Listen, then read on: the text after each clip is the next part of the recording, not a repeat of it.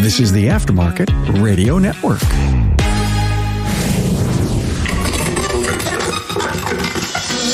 Hey, did you know that a simple survey gathers valuable input from your customers about your business? Well, it's time to tap into the customer's viewpoint by listening to what they want. You know, your customer's input is a great source for your marketing plan. From the Aftermarket Radio Network, it's Krum Capriato. Find out how many survey responses give you a good sampling. And get info on conducting your own survey with links on the show notes page. Thanks to our partner Napa for providing you this episode. Accomplish more by starting now. That's the motto of Repair Shop of Tomorrow, a Napa Auto Care exclusively endorsed vendor. RSOT will look at productivity, efficiencies, effective labor rate, average hours per car, labor profit percent, measure and manage labor, and how you can create a strong net profit. Interested in Repair Shop of Tomorrow? We'll call 440-545-1230 and you'll get a free 20-minute no-obligation consultation, or please contact your servicing Napa Auto Parts store. Hey, so honored to have Rachel Spencer from Spencer's Auto Repair, Krum, Texas. Hey, Rachel. Hi, Krum. How are you today? Oh, I'm great. Glad to have you here. Jimmy Alauria from 3 Automotive, Phoenix, Arizona. Hey, Jimmy. Hi, Krum. Thank you for having me. You're a first-timer, baby. Glad to have you. We're going to talk about a topic today that I've never done a podcast on. It's on surveys, surveying customers. And it was Rachel. I can't remember if, we were inside of a, just one of the peer group things, and you all of a sudden brought it up. And I say here, take notes. Oh my God, great idea. So I reached out to Rachel in chat. She says, sure, I'll come on. And then she says, hey, you got to have Jimmy on with me. We both did it and we believe in it. I want you to pay attention to this because I'm sure you're going to tell us what you used. I'm sure you're going to give us some ideas and concepts of what you learned from these surveys. I'm sure you're going to tell us the reluctance of the customer to want to do it and how many surveys came back, which I think is important. There's probably a good percentage of that. A lot to learn about our customer and how to get that data.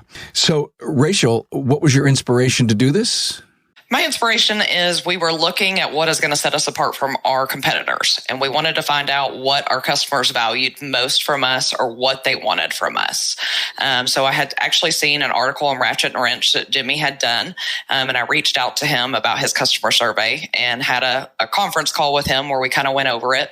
We were talking about changing our warranty, and I was trying to get my staff members to buy into that. They said, oh, no, our customers don't. They never ask about warranty. They don't care about warranty. So I said, let's reach out to our customers and find out if that is something they value. So not only was I able to find out that from our customers, but I was able to sell that vision to my staff. So we upped our warranty to 3 years or 36,000 miles. So right now we're able to tell our customers, if you're able to fix your car today, we're able to give you the same kind of warranty as if you were to go buy a brand new car. So for us, that was really important. It was important for my staff to learn that our customers really did value that. And truly, our customers are our best source of marketing. What we learned from that survey is most of our customers were asking their friends, who to go to. We had found that 62% of our customers that we surveyed had asked someone who they should go to. The next step was that they Googled us. 37% of our customers found that Google reviews were very important, and 44% found that it was mildly important. So we then implemented a referral program. So we now have, I call it a doorknob flyer. We put it on their rearview mirror. So we have a referral card in their car that says, thanks for trusting us with your vehicle. If you know anyone else who could benefit from our services, we'd love to have their business as well. And we have 2 cards on there. We call them VIP cards, one for them and also one for their friend to give it to. So we learned that from the survey that most of our customers are learning from other people about us. You do so much. I mean, we're going to have an episode with Rachel down the road here soon about all the stuff she does for her customers. And I don't want to call it tchotchke, but it's not. It's a lot of great stuff that you provide your customers. You do a lot of things like this, if you will, mirror hanger tag. I go to dinner with friends often and, how was your week? And, well, I had a brake job. Well, where'd you get it done? It's like we're trying to save our friend money. I want to be the discount hero of the team and tell you that it was good or it was bad. And when you get pushback from a friend who says, no, I'm sorry, Spencer's is my place. Maybe I spend a few more bucks, but let me tell you why. And that's what you're always doing to earn that loyalty position, because you have to earn it with every experience. Most definitely. I mean, what we learned from the survey is the top 3 benefits that our customers were looking for. Number 1 was warranty. So we changed our warranty. Number 2 was loaner cars. So we purchased an additional loaner car. We now have 8 loaner cards. And the third was speed of service. Everyone knows with the part shortages and technician shortages and stuff that we're all a little bit delayed in repairs right now. And it's like a game of chess. We're all trying to strategically plan our next move on that. So we're trying to make sure that we meet those expectations. We wanted to find out, I think you and I have talked about this before, there's 3 kinds of Mexican food. You can get your Taco Bell, you can get your On the Border, and you can get your, I think it's Papacitos or Papados. Anyways, we don't serve Taco Bell here. We will work with our customers if they want that On the Border, but we best serve that exceptional service that you're going to get. I love that. We do not serve Taco Bell here. We do not serve Taco Bell here. So we wanted to find out from our customers what they love from us. They love the little gifts in their car. They love that we're offering that warranty. So we just set out what is going to make that experience wonderful for our customers. Jimmy, do you make sure that your people see the results of this survey? Absolutely. As soon as we got the survey done, we did it the middle of last summer. We've always done surveys for the last 20 years or so. We hadn't done something like this in quite some time. And when we got it back, we really, really emphasized what came back, because we had similar results to Rachel. Is that, what was the most important to them? Well, it was the warranty for sure. We're also 3 years, 36,000 miles. And we had surveyed that about 7 years ago when we went to that warranty. We wanted them to know, like, it's not just the parts and stuff that we're putting on. It's also the quality of the repair. But then the next most important thing to them was the speed of service. So, when you're looking at, the guys going, well, why do we push so hard to get all these cars out by the end of the day? Why do we push so hard, every week to push something out that could go Monday? And it's like, because that's what the value to our customers, that's what they want. That's why they're willing to pay a premium to come here, is because we're delivering what they want, and we're delivering what we promise they want. The surveys to confirm the strategy that you have and how you lead your business. But processes are critically important, but for your people to see what the customers really want changes behavior. Most definitely. I think for us too, you're thinking about the customer and price. Nowhere in the survey were there any complaints or they come to us because of pricing. The customer was truly concerned with the value that we bring to the table.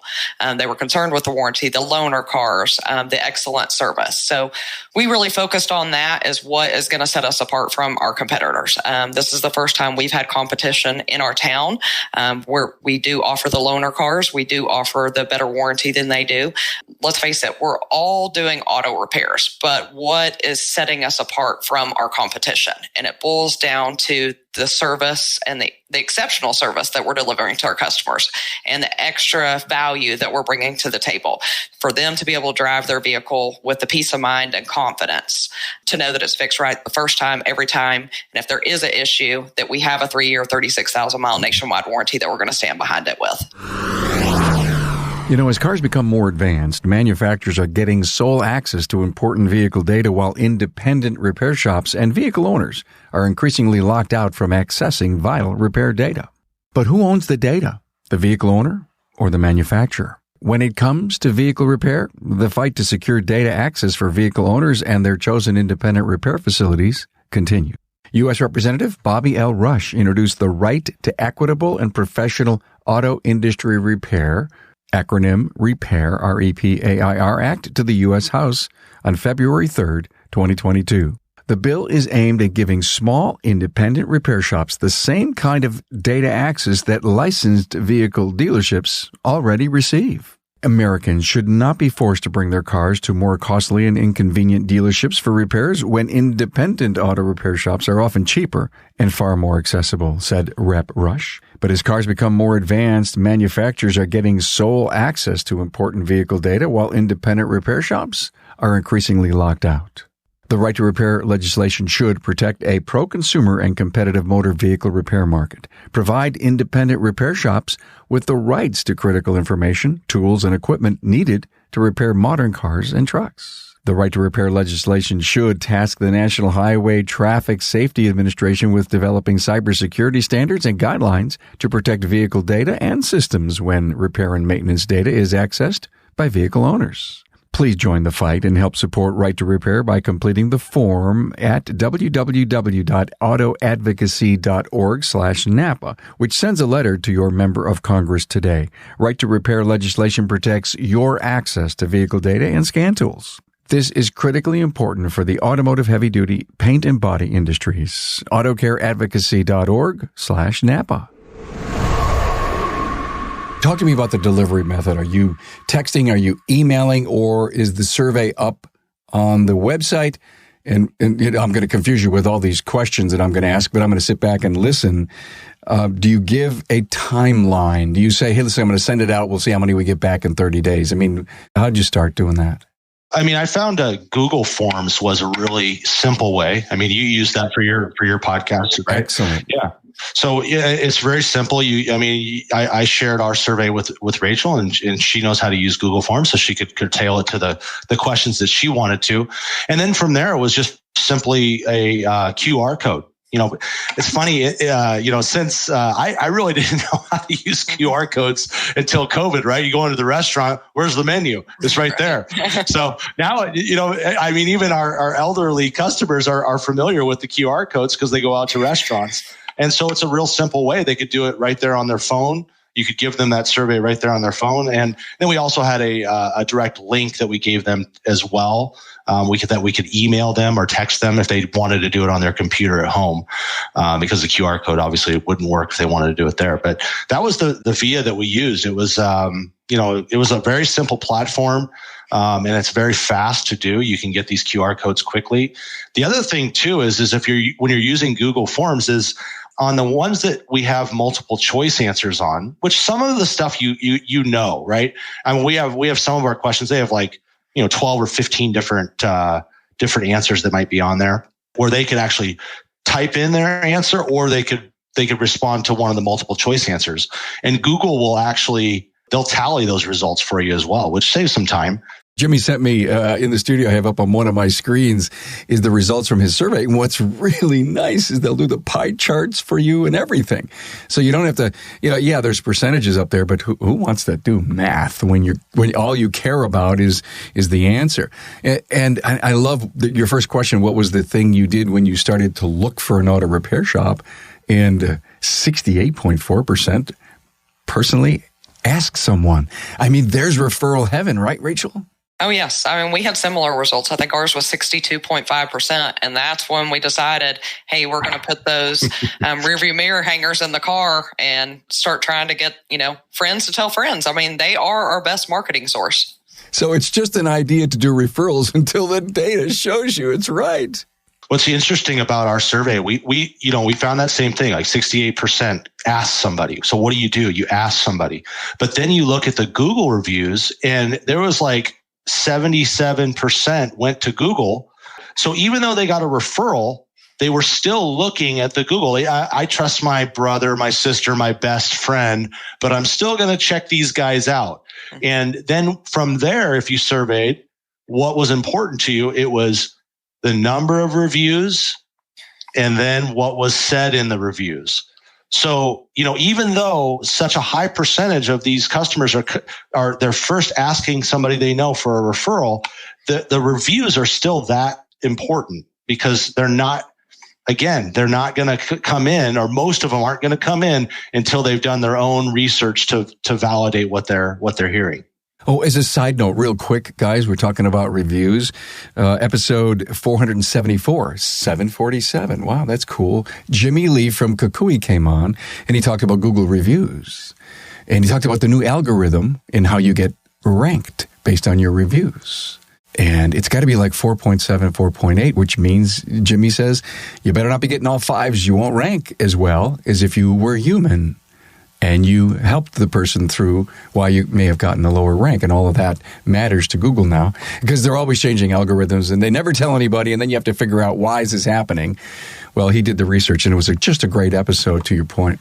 As it should. What I used to say in my seminars was like, what are you worried about getting a bad review for? All that is doing, look, we make mistakes. And like, I did listen to that podcast, and Jimmy was like, it's just, yeah, we make mistakes. So it gives you an opportunity to own up to that you made a mistake and make it right. Right. And so it gives you that opportunity, but it also validates all of those other 5-star reviews. They can actually see, yeah, no, I guess those 500 positive reviews are real because he's got a dozen 1-star, 2-star, 3-star reviews here that, obviously show that the real people are leaving reviews. Having a negative review is not a big deal. If you have 100 or 200 or 500 positive reviews, it's not going to sink you down to 2.5 stars. You know what I mean? But if you have 10 and you get 3 bad reviews, guess what? Somebody gets a referral, they go to your website or they go to your Google page and they see 2 out of 5 or 3 out of 5 stars, they're going to go, uh-oh, I don't think I'm going to go there. I just love the reality check that Google has allowed us. And it could be a few less sleepless nights worrying about trying to be perfect anymore. Getting back to the survey, the whole QR code, I love it. But are you saying to customer, listen, we value your service. We'd love to know more about your experience with us. And here's a card with a QR code. Could you go take that survey for us? Again, did you ever publish the QR code on your website? We had it at the counter and asked for them to do that. Does your survey run perpetually? No, we did it. We did a time frame on it. We wanted to get our goal was to get 100 within a month. It took us about 6 weeks to get. We were pretty close to 100. What was the percentage of customers leaving then out of 100? Was it like 20%? Were doing the survey? Yeah, 20 to 30%. I mean, some people would do it because they were waiting in the waiting room. We don't have a lot of waiters, so that was definitely a challenge. And then getting somebody to scan the code before they leave, and you don't really. It's like, yeah, I'll do it later. It's like the old, when we used to do the little postcards, can you fill this out, put it in the mail and let us know how we did? You typically would get 10 to maybe 20% if you really did a good job on following up with them. But so, Rachel, Jimmy, what's the best way to do a survey? Is it please check the box, multiple choice? And Rachel, you sent me some really interesting questions. For example, here it is. One, what is the first thing that goes through your mind when something goes wrong with your vehicle and you need to find an auto repair shop? What emotions do you experience? Now, that is something you want them to type in their own words. Am I right? Oh, most definitely. We wanted to find out from each customer's perspective what they experience. And most of them was anxiety, frustration, scared, not knowing what's about to happen. So for us, I really tried to focus with my service manager on we're going to close that expectation gap and trying to alleviate that stress that they may have. We're going to tell them about our loaner cars. We're going to tell them about financing. We're going to let them know exactly when their car is going to be checked out, what they can expect from us as far as our digital inspection, that they're going to get a text message from us. And then when we call them, we're going to go over those expectations again, what they can expect when their car is going to be ready, that we're going to text them an invoice when we're done. They can pay it from their phone. We have after hours pickup. So we try and eliminate that stress all up front. And hopefully that can eliminate that for them where they don't have that anxiety. It sure sounds like the opening line of the service advisor is, I know it's not a good day. Your car is not acting right, but you did the right thing. You came here to affirm the anxiety piece and then follow it up with peace of mind. I mean, our job is fixing cars. Our business is helping people. So let's help people and eliminate that stress for them by getting all those stressors out of the way up front. Hey, you don't have transportation? That's okay. We can provide you with a loaner car. You didn't have this in your budget right now? That's okay. We have financing options for you. If we can just close that expectation gap and let them know what to expect from us, and we have to follow through on it. Make sure that what we tell them that we're actually doing. At 2:00 every day, regardless if we talked to the customer 2 hours ago and told them, hey, we're going to have your car ready on Friday. At 2:00, we're still going to send them an update and say, hey, just wanted to touch base with you again. Here's the approved estimate that we sent you. Anticipate having your car ready on Friday. Any questions, please let us know. And we may still have the same update tomorrow, but at least we're not letting them sit there and wonder what's happening here in our shop. Where are the better responses? Is it the long form, fill in the text, or, the button multiple choice? You have to have both. there's certain things like if you're listing out items that you provide, what's most important? Rental cars, loaner cars, shuttle service, warranty. You might list those out. Where something like what do you think of when you have a problem with your car or what emotion? This survey actually came from, I was doing an interview with Anna Zek from Ratchet and Wrench. I was on the editorial advisory board, and we were talking about stuff, and I really pushed them to do a series of articles and surveys. I said, you guys have the numbers. You can actually, talk to shops, get this information. We did a Zoom call, and I basically put these questions together based on what emotional response I wanted to get. What were they feeling? And that question came from that. What was the emotion? And we got fear, anxiety, frustration. But then there's a follow-up question that you would not want multiple choice, right? It's like, what's the first thought? So you have an emotion, anxiety, right? And then what's the first thought that goes through your mind? And I don't know what you got, Rachel, but ours was, how much is this going to cost me? Number one, you've got the emotion that people feel, and you can, when you're doing your marketing pieces or you're doing something with your website, you're not going to have somebody on there with a bright, cheery smile saying, my car just broke down and I found Spencer's Auto Repair, right? It's like, again, there's a solution. Why? Because you're going to know what you're going to spend before we do any repairs, because we will give a second opinion, or you can bring it in for a quote. We're not going to do any repairs before we get your agreement on the price. Things like that we can actually handle. So to answer your question, it is important to have both sides, because then what you're going to do is take, and you got to get enough surveys. Typically, you need to get at least 50 surveys to get a good sample. You got to get enough, because then what you want to do is you want to be able to tally those results. And what you're going to find is there's going to be certain little buttons. And what I mean by buttons is you're pushing the button. And if you don't have those buttons for your marketing, you could put together a marketing piece. And a great example in our industry is, what do people want from an auto repair shop? Well, obviously they want somebody who's honest and they want somebody who's trustworthy, right? Some areas, like with our clients, some areas you'll find that in the East Coast, it's trust. On the West Coast, it's honesty. And I'm just giving that example. You could be a quarter of an inch from the gold, right?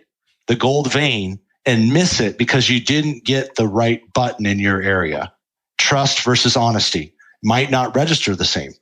Don't be afraid to write the questions to get the real good answers. I mean, because if you're going to write your own survey, and I'm talking to the people in my audience, don't shortchange yourself. You got to go for the gusto to get the right answers. I'm looking at some of your stuff here.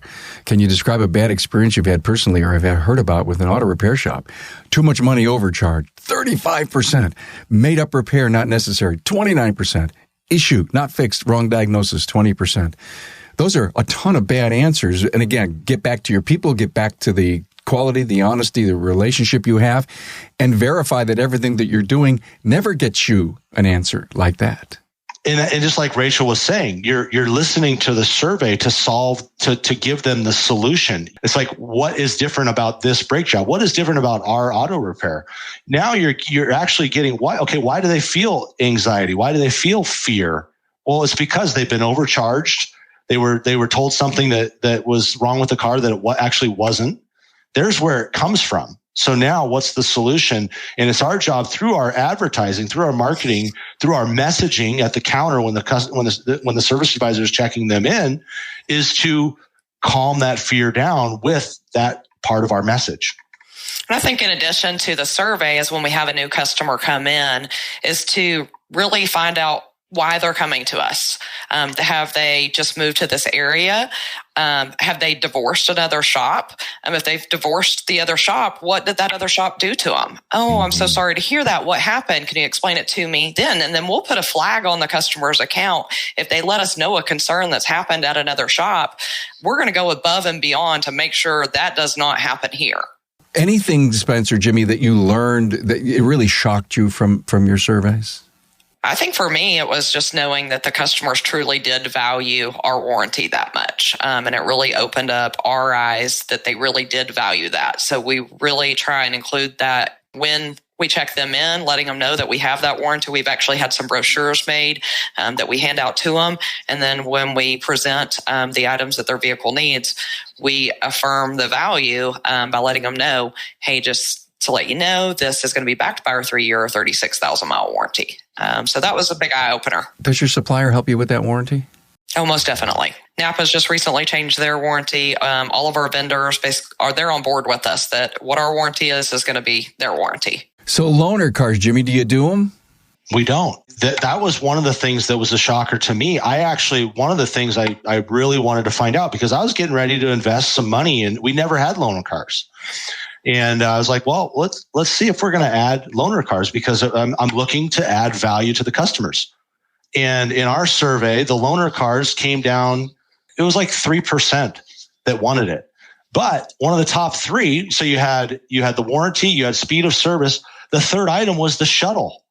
We have on-demand shuttles, so we use Uber and Lyft to get people to and from. We do put a little bit of a range on it, like we're not going to go 50 miles, but we make it really convenient for them to use that service. And so the loaner car wasn't a priority. It doesn't mean that it wouldn't add value to our business. It just wasn't enough of an importance to our customers for me to say, okay, I'm going to invest $20,000 or $30,000 into a loaner fleet, where Rachel has proof. She has proof through her surveys that this is important, this adds value, and she can use it to, it doesn't matter what her prices are. Her price might be $100, $200, $500, $1,000 more than somebody else. She's hitting the exact things that the customer's asking for. Rachel, are you finding out that the loaner cars are allowing you to have a 1 or 2 day delay on getting the car back? Oh, yes. It's helped us tremendously because we can let people know that, hey, it's going to take a couple days to be able to get these parts in. And based on our current workload, it may be 2 to 3 days. So the loaner cars have helped us tremendously because we can tell the customer, don't worry about your car. We're going to offer you transportation solutions. So you don't have to worry about being without a car. So it's allowing us to have time with the customer's vehicle where we can make sure it's done right the first time. Last week I was in Orlando. I heard 3 great speakers, and one of them was on supply chain. I was just sitting there shocked. They had this picture of all these ships that are either on the Shanghai port or on the LA port, and all of them sitting in the water. It was, if you will, a GPS type of view of the world, right? And Shanghai continues to be in zero lockdown. It's their biggest port, and the West Coast ports are the most inefficient in the world in moving freight. So I say that to my friends in the industry, plan, because they claim it's going to be a whole lot of time before all the product that needs to get shipped out gets to the empties loaded and the ones that are in the water and in the docks to get unloaded. In the survey, a little over 50% of our business is diesel, like light duty diesel. So they're work trucks. We don't have a fleet. So what is a Toyota Camry going to do for somebody who needs his F-250 back? So I mean, it might be if I surveyed, if we had a work truck as a loaner, I might come back at 90%, say, yes, please, right? Because it's such a pain to if you're down a truck. But, again, some fleets have extra trucks. A lot of our regular automotive business is older customers. The area that we are at is an older established area. They just want to ride home. They don't really need to be getting around. Where it just goes back to the importance of the surveys and, asking the right questions to make sure that you will find out what the customers need and want. And for us, we were about to stop our mail-out flyers. We were thinking that they weren't effective. We were wondering if that was cost-effective for us. We were really gaining customers on it because we weren't seeing the customers actually bring the mailers back into us. But when we surveyed our customers, 88% of our customers had received our mailers. So at that point, we decided, you know what, we're going to keep doing the mailers, and we're going to get really good about asking them how they heard about us when they came in. Mm-hmm. The majority of our customers won't bring the mailer in, even though it has a discount on it, but that's how they heard about us, and that's why they came back to us. The value in direct mail. I call it the Costco effect, right? When you go to Costco, they send you these beautiful flyers every single month, you know what I mean? I've never taken one in. I know that if I bought some earbuds yesterday. I looked on the thing, there was $20 off. I got up there, they gave me it at the register. I didn't have to have the coupon, so it is important to ask at the counter, what reminded you to come in today? Hey, let's talk about frequency. You say you'd want to leave it up for about 30 days, but would you then turn around, 6 months later, maybe refine your survey a bit? What worked, what didn't, maybe move some of the answers around, the form. Give me an idea on the strategy of that. If you've got a good survey, you don't really need to change the questions too much. But there's a couple things. Usually you want to do surveys within a couple of years of each other, unless there's a change in the environment. There is, right now, it would be a really good idea for me to do that survey again now, because we have some things going on on the planet. We've got inflation, we've got interest rates going up, we've got fear. You know what I mean? So that emotion of what the consumer's going through, just in general, is going to change, and that is going to change their tone, their emotional tone, but it's also going to change some of their answers of what's important to them. One of the reasons why we're seeing the warranty be so important, people are keeping their cars longer. It just came out again. It's 12 years is how old the car is?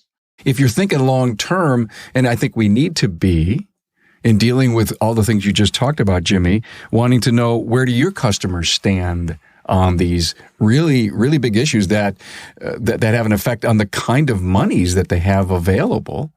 Someone said to me today at this breakfast meeting this morning, they said they believe that car business is going to change forever, meaning how they always discounted used cars, and now they're selling used cars at a premium. But there will be a point in time, maybe in the next year or two, that they won't discount used cars at all. Right now they're a premium. Before that, it was always, what can I get off on the car? And it may change how cars are sold in the future, and maybe even how we repair. There's someone who wants to keep their car, and how about this? Make it as fuel efficient as they can. Maybe that's the new strategy. And, and maybe you ask that question, guys, the impact of rising prices and the cost of fuel. And the next question is, have you had any service lately to, improve your fuel mileage? Yeah, I think more than ever right now with the rising fuel costs and inflation and everything else that's going on, that we can really educate our customers on what you can do now to make sure the car's safe and reliable and help you put money in your pocket, where it's going to help you save on gas, or you're not going to be paying for expensive repairs or later. It's like going to the dentist. You go into the dentist to get your teeth cleaned because you don't want to get a filling or a root canal or crown, or the worst case, dentures. Well, we want you to change these fluids out because we don't want you to end up needing a transmission. I'm laying in the dentist chair. My dentist happens to be a friend, and he taps on one of the teeth in the back, and he goes, that crown's not looking good. And I says, I know how much you charge for crowns. Give me a break right now. And he says to me, you plan on keeping these teeth when you get older? and there was an emotional hard sell right there. That's right.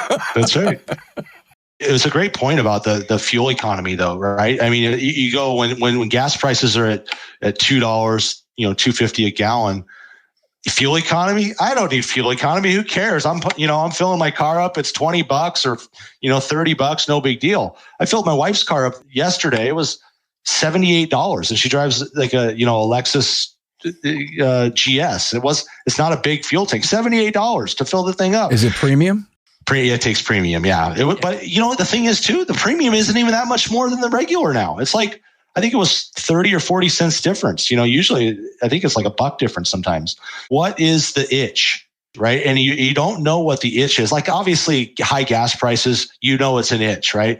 And we know that there's certain things, just by getting the car in the shop, we can check their air pressure, we can check their air filter. And there are some other services that we can do that can increase fuel economy, tune-ups, major services, but also the fuel injector services. Now, all of a sudden, the consumer's listening to those because it's an itch that needs to be scratched.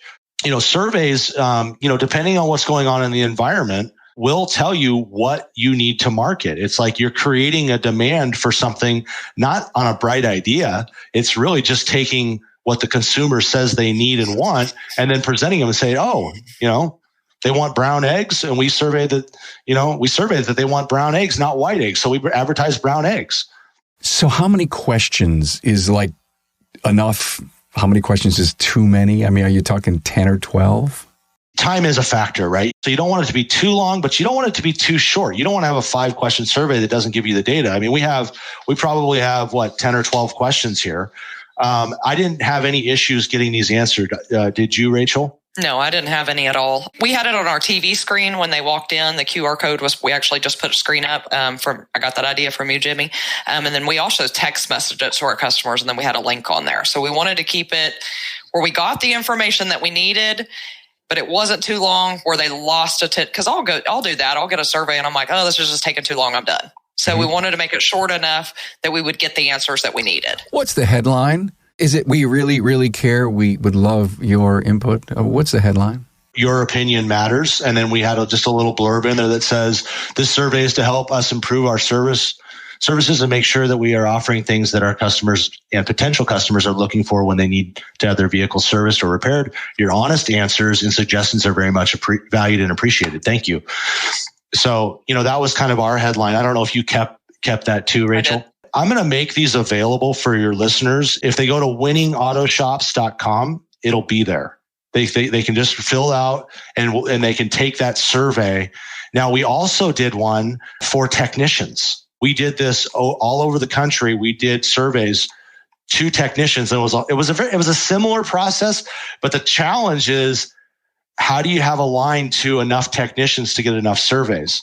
But I also have that survey available. And your question was spot on, because one of the things my guy was having trouble with, I'm like, I did it through a Snap-on rep. And I can explain how we did that without violating, them exposing their technicians to another shop or anything like that. We weren't interested in that. We just wanted the answers.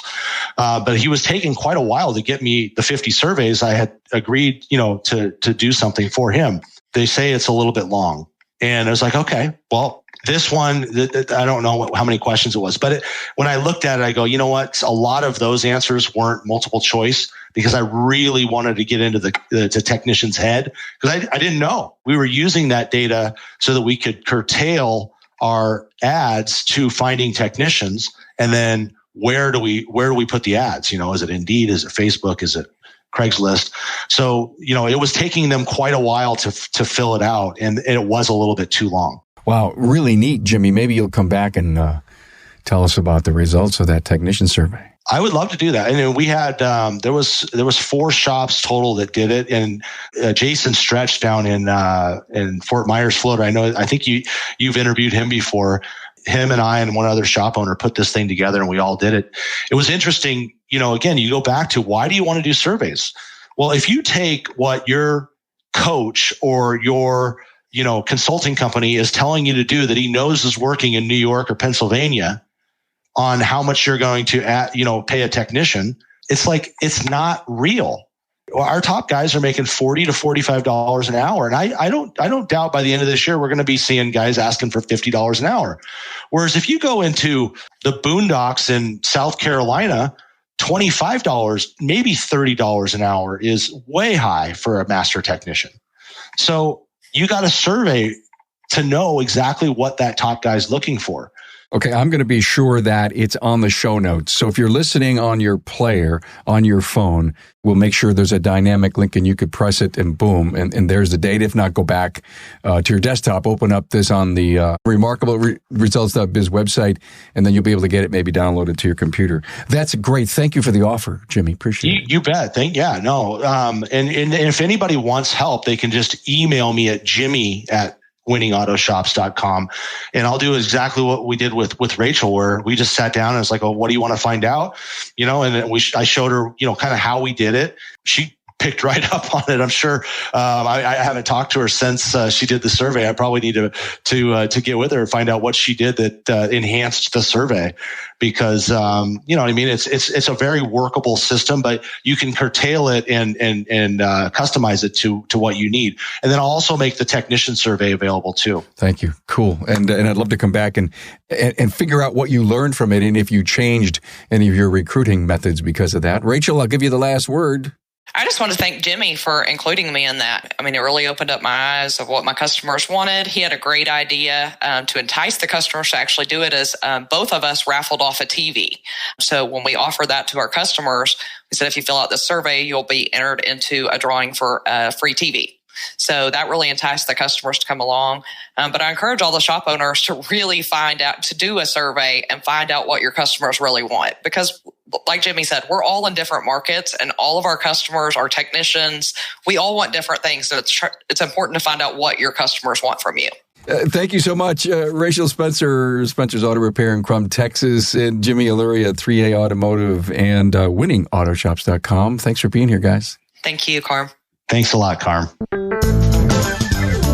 Thanks for being on board to listen and learn from the premier automotive aftermarket podcast. Until next time.